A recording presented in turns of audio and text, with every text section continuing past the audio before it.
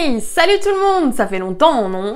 Aujourd'hui, on se retrouve pour parler, comme vous l'avez vu dans le titre, du Discord. Ça va être une vidéo un petit peu particulière. Si vous ne savez pas encore ce qu'est Discord, je vous redirige directement vers la vidéo tutoriel que j'ai fait à ce sujet. Et pour vous planter un petit peu le décor quand même, le Discord dont je parle, c'est mon Discord personnel. Enfin, personnel, c'est vite dit, vous êtes les bienvenus dessus si vous êtes entrepreneur.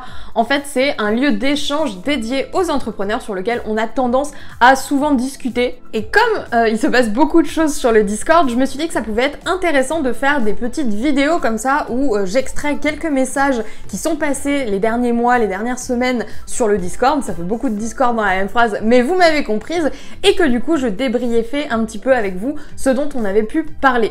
Bien sûr, ce que je vais mettre dans cette vidéo, c'est qu'un tout petit échantillon de ce que vous retrouverez sur mon Discord, donc si jamais vous voulez le rejoindre, le lien sera bien entendu dans la barre de description. Et encore une fois, si vous ne savez pas comment l'utiliser, n'oubliez pas que je vous ai fait un tutoriel pour vous expliquer tout ça. Du coup, c'est parti, on va attaquer tout de suite avec les fameuses perles du Discord.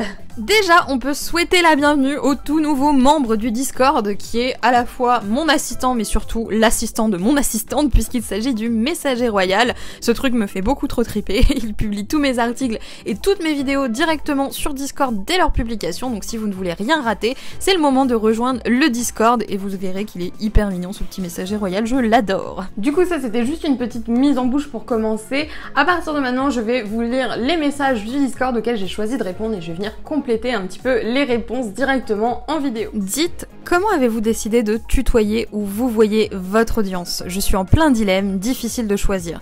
Je serais curieuse de savoir votre opinion sur le sujet. Quand j'ai démarré dans le milieu entrepreneurial internet et que j'ai vu des gens tutoyer leur audience, je me suis dit, oula, c'est quoi ça? On n'a pas gardé les cochons ensemble, du calme. Du coup ça a été assez négatif et puis je m'y suis habituée. Bien sûr j'ai déjà donné ma réponse directement quand on a posé la question sur le Discord, mais je vais vous faire un petit débrief ici parce que je trouve que c'est une question intéressante à aborder. Moi-même quand j'ai commencé, j'étais complètement opposée à l'idée de tutoyer les gens. Je sais pas, moi je trouvais que ça faisait mal poli, vous savez. Je me souviens que quand je travaillais là où je travaillais avant, quand j'étais caissière, je détestais vraiment que mes clients se permettent de me tutoyer. C'est vraiment cette idée de on n'a pas gardé les cochons ensemble. Mais c'est vrai qu'au fur et à mesure, et surtout depuis que je me suis lancée dans la publication de contenu quotidien et surtout dans les mails quotidiens, c'est là où je me suis rendu compte que c'était beaucoup plus naturel pour moi en fait de tutoyer. Et c'est vrai que là je suis un petit peu dans un entre-deux, c'est-à-dire que quand je tourne des vidéos je me vois pas tutoyer les gens parce que j'ai conscience que je m'adresse à plusieurs personnes en même temps. Par contre dans un email j'ai l'impression que c'est un petit peu plus particulier, du coup ça donne un petit mix étrange où des fois je vous vois, des fois je tutoie. Je pense que je suis encore un petit peu en transition à ce niveau-là, mais c'est vrai qu'en termes de statistiques, en termes de retours, etc., j'ai constaté que le fait de tutoyer les gens dans mes textes, ça les aidait à se sentir beaucoup plus concernés. Et c'est vrai qu'en termes de statistiques, en termes de ROI, etc., j'ai vu une différence en fait depuis que j'ai commencé à faire ça. Donc est-ce que c'est lié au fait que je tutoie, je vous vois? Je sais pas, j'ai un petit peu envie de croire que oui parce que du coup c'est plus fluide, c'est plus naturel pour moi et c'est peut-être plus naturel aussi pour la personne qui lit mes mails ou les articles email que je vais republier sur mon blog. Donc je pense qu'il n'y a pas vraiment de règle absolue vis-à-vis de ça, et ce qui est vraiment important c'est que vous fassiez quelque chose qui vous met vous à l'aise et qui vous paraît logique à vous. En soi vraiment je pense pas qu'il y ait de règle par rapport à ça, et n'hésitez pas du coup à me dire dans les commentaires ce que vous en pensez parce que je pense que ça peut être super intéressant. Après le live de Mélanie, j'ai décidé de continuer de publier sur Instagram, mais pour ne pas publier dans le vent, je vais maintenant mettre mes posts sur mon blog dans une catégorie spéciale, les désindexés et partagés sur Pinterest. Ça fera environ 3 contenus par semaine de plus comme ça, et pas perdu dans le vent. Aujourd'hui j'ai un mood à la Milédia, j'ai l'impression. Deux choses ici. Déjà, on est d'accord que le mood de Milédia c'est le meilleur mood du monde, et deuxièmement, c'est vrai que je trouve que c'est une très bonne manière de fonctionner de cette façon-là, et je me suis dit que c'était l'occasion aussi de vous en parler. Je sais pas si vous avez remarqué, mais j'ai recommencé du coup à publier 3 articles par semaine sur mon blog, et certains de ces articles sont un petit peu spéciaux puisqu'il s'agit tout simplement d'emails que j'ai envoyés il y a plusieurs mois de ça à mes abonnés email et que j'ai décidé de republier sur le blog. Je republie pas tous mes articles email, mais j'en republie une partie et je les republie plusieurs mois après, comme ça me fait quand même du contenu pour le blog sans avoir sans arrêt à réécrire de nouveaux articles. Mais c'est vrai que cette méthode, même si c'est intéressant en termes de flux, c'est-à-dire que pour le coup je publie beaucoup, au niveau du référencement naturel surtout ça peut poser un souci parce que au niveau du SEO justement on cherche à évaluer la qualité globale d'un site, donc plus vous allez indexer, donc dire à Google ok tu peux référencer cette page, plus vous allez référencer des pages comme ça qui seront de pas très bonne qualité, qui seront assez faibles ou qui seront tout simplement pas optimisées pour le SEO, plus votre score général, le score général de votre site va baisser. Et comme j'avais pas forcément envie de bousiller tout mon SEO juste pour publier plus souvent, j'ai adopté la même technique que Pauline et du coup je pense que c'est une très bonne technique dans la mesure où ça vous permet justement de garder votre blog alimenté sans pour autant pourrir votre SEO et moi c'est aussi un bon moyen pour moi de réutiliser mes articles email et de garder quand même l'exclusivité de les recevoir le jour J plutôt que de les voir publiés sur le blog plusieurs mois après aux personnes qui se sont inscrites à ma newsletter et qui ont téléchargé un de mes cadeaux gratuits. D'ailleurs si vous n'avez pas encore téléchargé un cadeau gratuit, vous savez où le trouver, il est dans la description donc n'hésitez pas, comme ça vous recevrez tous mes articles email avant. Mais du coup si jamais vous voulez que je refasse une vidéo éventuellement où j'aborde un petit peu plus en profondeur cette histoire de page indexée, page désindexée, je sais que parfois c'est un petit peu compliqué quand on vient de se lancer et qu'on connaît pas très bien le SEO, n'hésitez pas à me le dire non plus dans les commentaires, comme ça je saurai qu'il faut que je fasse une vidéo complète où je vous explique tout ça et comment on fait aussi pour désindexer ces pages et pour éviter que notre SEO soit complètement pourri par le fait qu'on a envie de publier plus. Conseiller Notion pour quelqu'un comme moi qui ne peut pas travailler sans papier/crayon. En gros, si j'écris pas de ma main, je fais jamais rien. J'ai même un planeur dédié pour planifier les posts de réseaux sociaux. Notion a l'air bien, mais j'ai peur que ça me serve pas trop, du coup je me dis que je devrais passer mon organisation en full papier, mais en mode hyper bien organisé. Mais en même temps, c'est plus difficile. C'est vrai que si jamais vous travaillez sur internet en général, vous avez besoin d'avoir des notes digitales d'après moi. Et je vous dis ça en étant une grosse amoureuse du papier et en ayant vraiment besoin d'écrire à la main. C'est d'ailleurs pour ça que cette question est un petit peu, cette perle du Discord est un petit peu en deux parties parce que pour moi ça rejoint un petit peu la deuxième partie, la suite de la question de Lorraine qui du coup me parle d'iPad, puisque si vous avez suivi un petit peu ce qui se passait sur les lives et même en regardant mes dernières vidéos, vous avez dû constater que j'ai inclus un nouveau truc dans ma manière de travailler et ce truc c'est l'iPad que je tiens d'ailleurs ici avec mes petites notes pour pouvoir continuer la vidéo de manière fluide.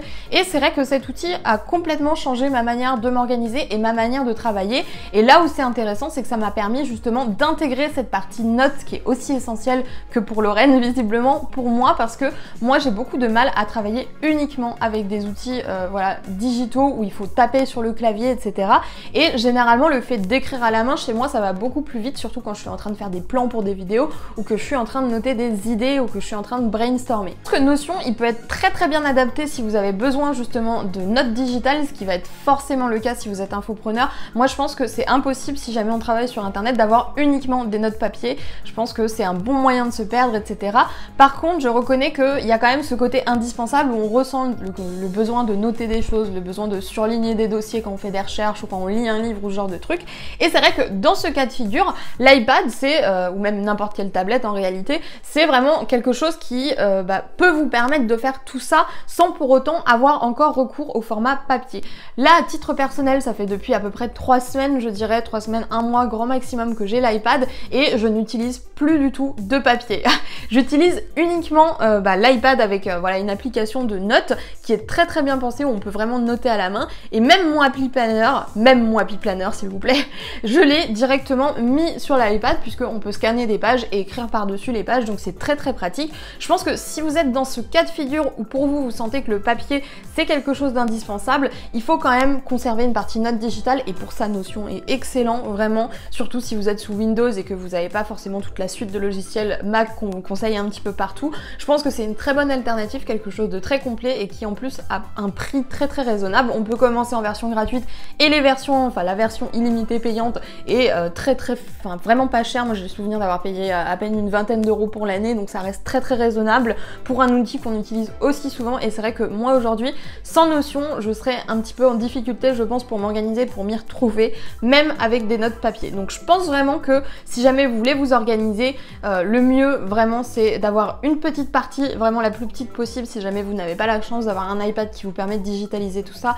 une petite partie écrite à la main et une grosse partie finalement digitale, parce que à un moment donné vous allez avoir besoin d'automatiser tout ça, surtout si vous visez sur le long terme et que votre objectif c'est pas juste de réussir pendant 1 an à vivre de votre business mais bien d'en vivre pendant pendant plusieurs années.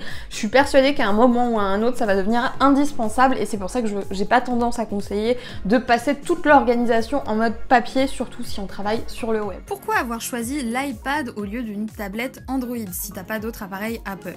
Je te comprends, hein, j'aime pas trop Apple, mais quand tu veux pas t'emmerder, leurs produits sont simples et nickel et l'écran est très... Après, pourquoi j'ai choisi l'iPad et pas une tablette Android? C'est parce que l'iPad avait certains logiciels en fait qui m'intéressaient, notamment pour mon nouveau format de vidéo que je réalise avec Keynote qui n'est disponible que sur du coup Apple, hein, macOS, c'est ça qu'on dit. Je voulais absolument avoir Keynote, il y avait aussi ce côté, vous savez, avec l'Apple Pencil où on peut dessiner du coup et écrire à la main qui m'intéressait beaucoup pour justement tout ce qui est gestion de notes, etc. en plus de mon nouveau format de vidéo. Et au niveau aussi de YouTube, je trouvais qu'au niveau du montage, le plus intéressant, ça aurait été de tourner avec mon iPad. Alors là, vous l'avez vu, j'arrête pas de vous le triturer devant la tête. Forcément, je tourne pas avec mon iPad parce que j'ai pas encore pris l'adaptateur. Bah oui, c'est ça, avec Apple, on achète plein d'adaptateurs. Quoi qu'il en soit, j'ai pas encore l'adaptateur pour le micro, donc je tourne pas encore avec. Mais l'idée était la suivante, c'est que je puisse faire du montage directement en tournant. Plutôt que de faire là, comme je fais en ce moment, c'est-à-dire que je tourne des rushs de vidéos à la suite et ensuite je vais faire un montage, l'idée c'était de directement avec l'iPad sur iMovie, de faire le montage tout en tournant. Et chose qui est aussi possible avec l'iPhone, mais sur l'iPhone l'écran est rikiki, c'est très difficile de faire du montage sur un iPhone. Et c'est vrai que c'était un petit peu les critères qui m'ont un petit peu convaincu de passer chez iPad et pas chez une tablette Android. Et aussi parce que j'avoue avoir un petit faible pour les designs Apple, on peut pas se le cacher, voilà, c'est quand même plutôt joli, plutôt fluide. Et c'est vrai que l'iPad, ça complète bien en fait ce qui me manquait quelque part dans mon organisation et dans tout le matériel que j'utilise, parce que j'ai, vous le voyez, un énorme ordinateur qui fonctionne très bien, qui est lui sous Windows, un iPhone pour me tourner avec une bonne qualité, et j'ai vraiment le sentiment que c'était le seul truc qui me manquait. Là actuellement c'est plutôt cool parce que je l'ai même à portée de main, je m'en sers comme deuxième écran et j'organise tout dessus. Vraiment depuis que j'ai l'iPad j'ai fait une progression en termes de productivité qui est assez phénoménale, et c'est sûrement grâce à ça que actuellement je peux me permettre de reprendre le rythme de publier autant de contenu et de le faire sans souffrance, encore une fois, parce que l'objectif c'est pas non plus que je fasse un burn-out. Donc voilà, n'hésitez pas à me dire dans les commentaires aussi si vous voulez que je vous fasse une vidéo complète où je vous parle de l'iPad, parce que je pense que c'est un outil qui est très intéressant pour les web entrepreneurs et qui fait vraiment la différence. En tout cas moi ça a vraiment fait la différence dans ma manière de travailler et j'ai pas regretté le moins du monde de l'avoir acheté, même s'il m'a vraiment coûté une blinde ce truc là, mais voilà, j'ai jamais regretté. Et pourtant quand j'achète des trucs cars, je suis la première à me dire oh là là j'aurais pas dû, au secours, etc. Et là je vois que je m'en sers tellement finalement que c'est qu'un bon investissement, et quand je vois la vitesse de production que ça me permet d'atteindre, franchement je pourrais que vous le conseiller. Donc dites-moi dans les commentaires si vous voulez que je vous fasse une vidéo un petit peu plus complète où je vous présente un petit peu l'outil et comment je m'en sers, et moi je me chargerai de vous faire ça. Ici on est sur une discussion qui parle de mots-clés. Utilise Mosebar aussi, Ubersuggest seul ne suffit pas. Ouais, mais j'arrive pas à comprendre comment interpréter Mosebar. Et me voilà. Je vais pas rentrer dans toute la théorie parce que l'article que Miledia a mis justement explique tout ce que vous avez besoin de savoir sur comment choisir ces mots-clés avec Mosebar, avec les logiciels qu'on a cités un petit peu plus tôt. Je voudrais juste faire une parenthèse sur Mosebar. Donc pour rappel, Mosebar, qu'est-ce que c'est? C'est une petite extension Google Chrome qui va venir rajouter dans les résultats de recherche Google des petits scores qu'on appelle les DA et les PA. Le DA correspond au domaine authority, donc à l'autorité du nom de domaine, donc du domaine tout entier. Dans mon exemple, ce serait par exemple l'autorité générale de Wonderway Queen, et le PA, c'est l'autorité de la page, donc il est différent selon chaque page de mon site, donc il sera différent entre deux articles par exemple. Ça vous donne une indication en fait du score SEO d'une page et d'un site, et le fait de l'avoir directement sur les résultats de Google, ça vous permet d'évaluer d'un seul coup d'œil ou presque la concurrence des mots-clés et de savoir si ça vaut la peine ou pas de vous classer dessus. À lui seul, Mosebar sera pas suffisant malheureusement pour la concurrence des mots-clés, ça demande un petit peu plus de recherche pour être sûr à 200%, mais c'est un très bon point de départ et je vous encourage à l'utiliser. Comment ça marche tout ça? Plus le DA et le PA est élevé et plus vous allez avoir de gros concurrents en fait sur la requête tapée.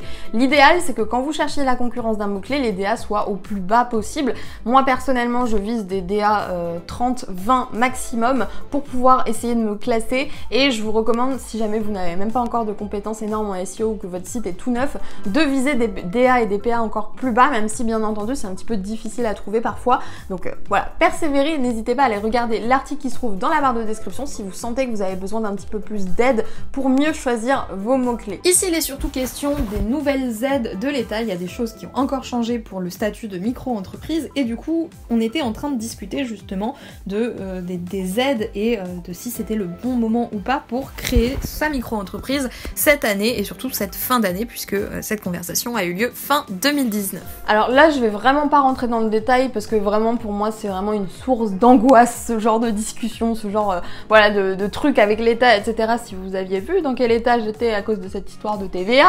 Bref, c'est vraiment très compliqué je trouve de vous parler de ça et c'est pas forcément un sujet que j'aime bien. Par contre je tenais quand même à vous faire un petit warning à ce niveau là. Quelque chose que je recommande souvent et aussi quelque chose dont je suis potentiellement sûre, c'est que le meilleur moment pour créer votre entreprise c'est en début d'année, tout ça à cause uniquement d'une seule chose, la CFE. La CFE c'est la cotisation foncière des entreprises, vous n'avez pas à la payer votre première année mais il faut la payer la deuxième année. Du coup si jamais vous ouvrez votre entreprise par exemple au mois de décembre, votre année de CFE où vous êtes exonéré, elle va sauter uniquement sur le mois de décembre. C'est pour ça que je recommande souvent aux gens de créer leur micro-entreprise en début d'année. Donc là c'est le moment idéal si jamais vous êtes motivé parce que ça vous permet justement de profiter à fond de cette première année d'exonération de CFE, donc profitez-en comme vous le voulez. Après pour ce qui est de l'ACRE, ce sont des aides qui sont proposées aux micro-entreprises, qui étaient proposées de ce que j'ai compris, dont moi j'ai pu bénéficier, qui m'ont vraiment aidé à me lancer parce que j'ai eu des grosses réductions au niveau de l'URSSAF et des charges sociales que je devais payer. Donc si jamais c'est encore disponible, je vous conseille de vous renseigner. Moi à ce niveau-là j'ai pas trop d'informations à vous donner. N'hésitez pas aussi à aller en parler sur le Discord parce qu'elles ont l'air beaucoup plus calées que moi.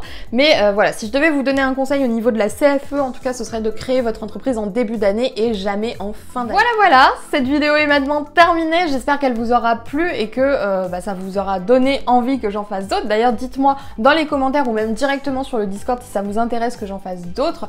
Si jamais vous n'avez pas encore rejoint mon Discord, vous pouvez toujours le faire. Encore une fois, je vous ai laissé le lien dans la barre de description juste en bas, c'est gratuit. Vous pouvez nous rejoindre et participer à ce type de discussion tous les jours si vous le souhaitez parce que c'est actif tous les jours sur le Discord. On sera là pour vous recevoir, moi et ma chère et tendre Miléliouche. En tout cas, je tenais à remercier sincèrement ceux d'entre vous qui sont actifs sur cette plateforme. C'est toujours un plaisir de lire vos messages et si ce genre de vidéo vous plaît, moi c'est avec plaisir que j'en referai d'autres, donc n'hésitez pas à me le dire encore une fois.